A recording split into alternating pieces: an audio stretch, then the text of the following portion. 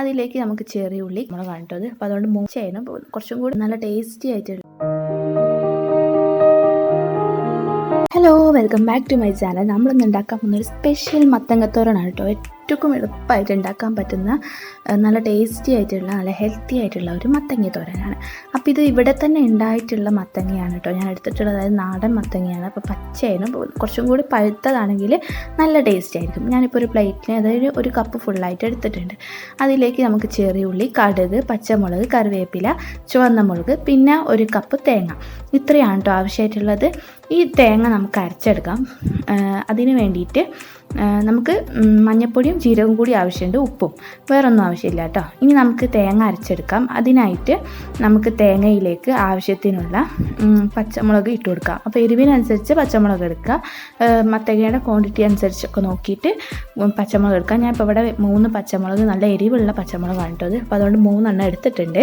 പിന്നെ അതിലേക്ക് ആവശ്യത്തിനുള്ള മഞ്ഞൾപ്പൊടി, പിന്നെ നമുക്ക് ജീരകം, ചെറിയ ജീരകമാണ് കേട്ടോ എടുത്തിട്ടുള്ളത്, അതും കൂടെ ചേർത്ത് കൊടുത്തിട്ട് ഒന്ന് അരച്ചെടുക്കാം.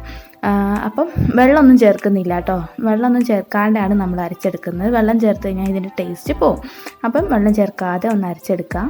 ഇപ്പോൾ ഇതാ നമ്മൾ അരച്ചെടുത്തിട്ടുണ്ട്. ഇതുപോലെ ആയിക്കിട്ടു കേട്ടോ. നമ്മൾ വെള്ളം ചേർക്കാതെ ഒന്ന് ജസ്റ്റ് ഒന്ന് കറക്കിയെടുത്താൽ മതി.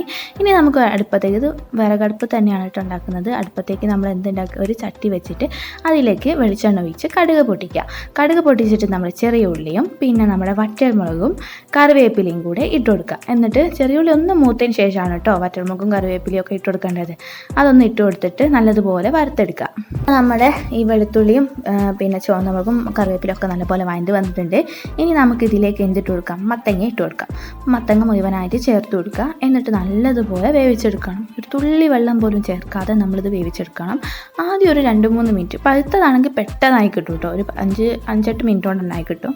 2-3 മിനിറ്റ് ഒന്നിങ്ങനെ ഒന്ന് ജസ്റ്റ് ഇളക്കി കൊടുത്തതിന് ശേഷം ഒരു 2-3 മിനിറ്റ് വെച്ചിട്ട് വേവിക്കുക, അടച്ച് വെച്ചിട്ട് വേവിക്കുക. അത് കഴിഞ്ഞിട്ട് പിന്നെ വീണ്ടും ജസ്റ്റ് ഒന്ന് ഇളക്കിയിട്ടിട്ട് 2-3 മിനിറ്റ് വെച്ച് വേവിക്കുക. എന്നിട്ട് ഉപ്പിട്ട് കൊടുക്കുക. അങ്ങനെയാണ് കേട്ടോ നമ്മളിത് വേവിച്ചെടുക്കുന്നത്. അപ്പോഴേ നമുക്ക് കറക്റ്റ് മത്തങ്ങയുടെ ആ ഒരു ടേസ്റ്റും അതിൻ്റെ ആ ഒരു ഹെൽത്തിനെസ്സും നമുക്ക് കിട്ടുള്ളൂ. വെള്ളം കൂടി ചേർത്ത് കഴിഞ്ഞാൽ അത് കിട്ടില്ല. അപ്പോൾ നമ്മൾ ഇത് നല്ലപോലെ ഇപ്പോൾ ഒരു തവണ മൂടി വെച്ചിട്ട് നമ്മൾ വേവിച്ചെടുത്തിട്ടുണ്ട്. ഇനി ഒന്നും കൂടെ ഇളക്കി കൊടുത്തിട്ട് വീണ്ടും മൂടി വെച്ചിട്ട് ഒന്നും കൂടെ എടുക്കുക. ആവശ്യത്തിനുള്ള ഉപ്പും കൂടി ചേർത്ത് കൊടുത്തതിന് ശേഷം നമുക്ക് എന്ത് ചെയ്യാം, ഒന്നും കൂടെ ഇളക്കി കൊടുത്തിട്ട് അടച്ച് വെച്ചിട്ട് വേവിക്കാം. നമ്മുടെ ചാനൽ ആദ്യമായിട്ട് കാണുന്നവർ സബ്സ്ക്രൈബ് ചെയ്യുക, ലൈക്ക് ചെയ്യുക, ഷെയർ ചെയ്യുക, കമൻറ്റ് ചെയ്യുക, ബെല്ലൈക്കൺ ക്ലിക്ക് ചെയ്യാൻ മറക്കരുത്.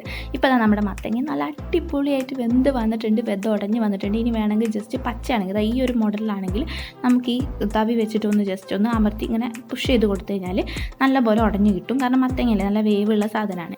ഇനി നമുക്കിതിലേക്ക് തേങ്ങ അരച്ച് വെച്ച അരപ്പില്ലേ, അത് ചേർത്ത് കൊടുക്കാം കേട്ടോ.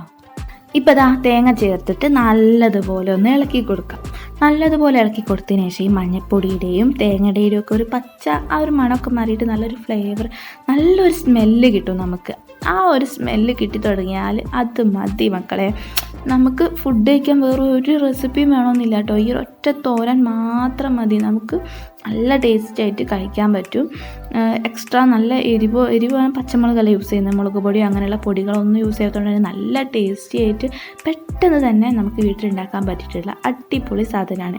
ഇനി നിങ്ങൾക്ക് അടുപ്പിൽ ചെയ്യാൻ പറ്റുക, അതായത് പെട്ടെന്ന് കുറച്ചും കൂടെ സ്പീഡിലാവണം എന്നുണ്ടെങ്കിൽ ഈ മത്തങ്ങ ഉണ്ടല്ലോ, ഇത് ജസ്റ്റ് ഒരൊറ്റ വിസിൽ മാത്രം കുക്കറിൽ അടിച്ചെടുക്കുക.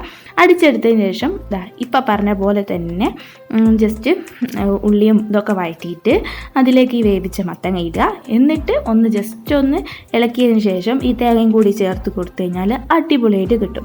പക്ഷെ അതിലും ടേസ്റ്റി ആയിട്ടുള്ള മത്തങ്ങത്തോരൻ ഇതായതുകൊണ്ടാണ് ഞാൻ ഈ ഒരു റെസിപ്പി കാണിച്ചു തന്നിട്ടുള്ളത്. അപ്പം എല്ലാവരും ഒന്ന് ട്രൈ ചെയ്ത് നോക്കുക, എല്ലാവർക്കും ഇഷ്ടമാവും. അടുത്ത ഒരു നല്ല ഒരു അടിപൊളി വീഡിയോ ആയിട്ട് വീണ്ടും കാണാം. Stay to my channel. By.